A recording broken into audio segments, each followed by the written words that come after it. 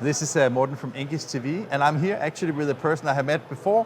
And sometimes it's so funny when you come around the world and get around to see people, then you suddenly meet people that you have met before. And Will, good to see you. Good to see you, Morten. I met you in Chicago at a BOBST dinner, right? Yes, correct. And it's funny because you're not even a BOBST customer, right? No, not yet. We're thinking about it. Okay. Yeah. So before I realized that we met before, I tried to convince your father to do an interview, and then he said, no, go to my son and tell him that I said yes, right?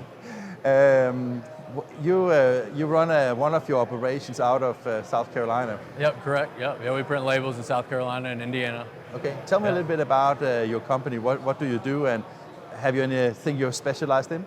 Yeah, we're a reseller only, trade only. Sell through, the traditional print distributors and all other types of printers who don't have, label equipment. So, I think in America you often hear trade printers, and is that very typical that you have that I would say breed of printers that have specialized in supplying other printers? Because you can't operate all types of equipment, right? Right, correct, exactly.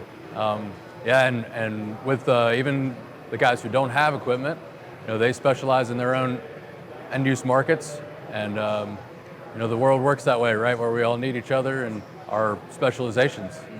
And I was just thinking, because when you have a trade printer and you serve numerous customers, I was just thinking that requires a lot of planning, a lot of workflow, a lot of color management, a lot of different substrates. And how do you manage all those kind of things? Yeah, it's a new challenge every day for sure, job to job even.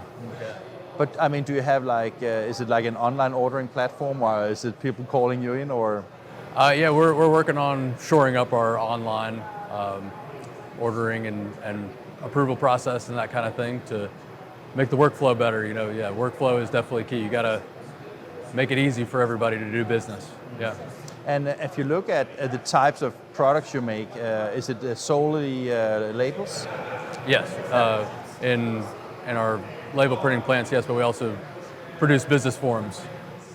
But where the company you manage is basically labels, right? Yep. So as a trade printer, you get all kinds of shapes and all kinds of materials, all kind of requirements for the gluing and persistency and all those kinds of things. Correct.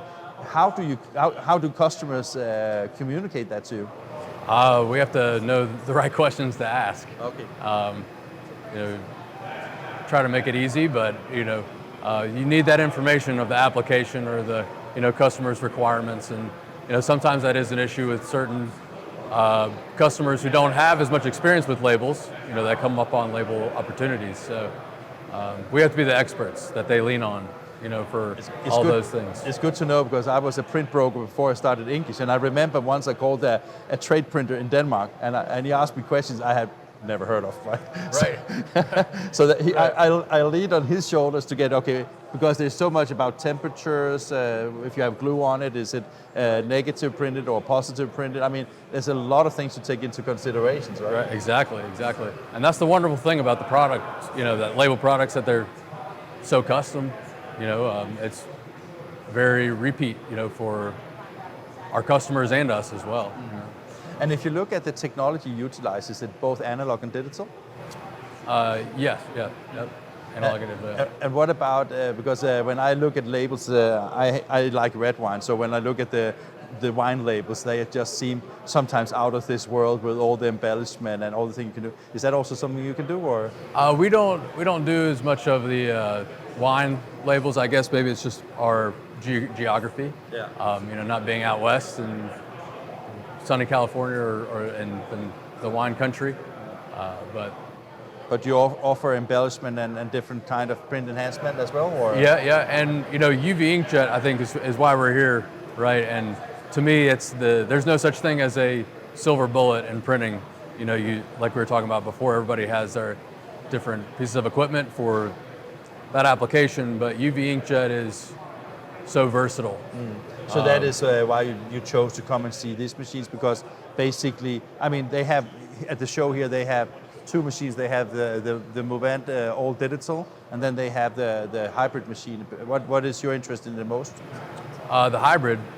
to be able to do everything in one pass. It looks like a fantastic machine. It's a fantastic machine. Yes, very capable for sure. When you are looking into investing in new technology in general terms, what kind of things are you looking into before making a decision? Well, the capabilities. Capabilities. And it's just you try to keep them an open mind. You understand what your existing book of business is, but where could this possibly take me, and what opportunities have I not been able to serve my customers with that I've had to say no on up to this point. And digital hybrid is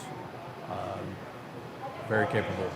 Yeah, because I mean, as a trade printer, I can imagine that sometimes you have long print runs, sometimes you have very short print runs, and maybe sometimes with variable data as well. So when you see a machine like this, it seems to serve all, not all types of job, but a very wide yeah.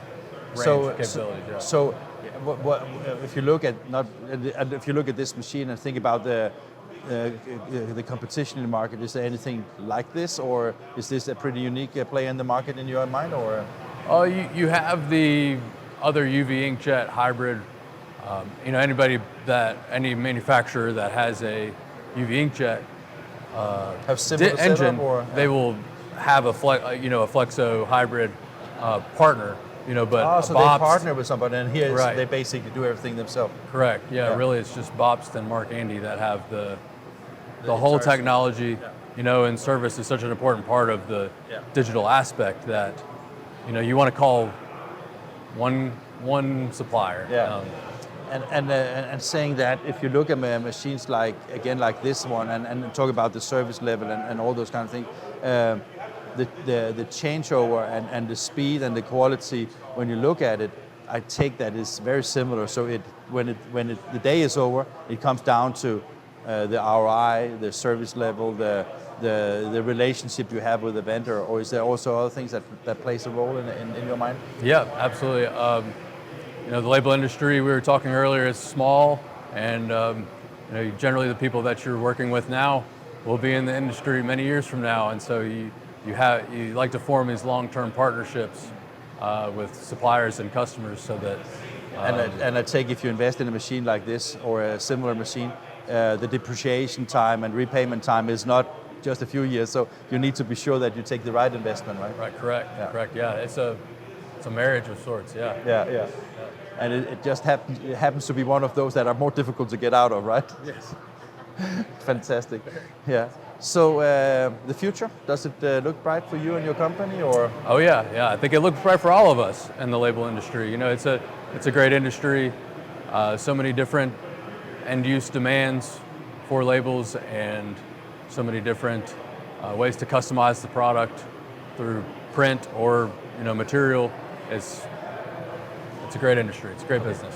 And you're such a young man, so you will have all the time to make all the money to pay off all the machines, right? That's the plan. Fantastic. Thank you, Martin. Good to meet you, Will.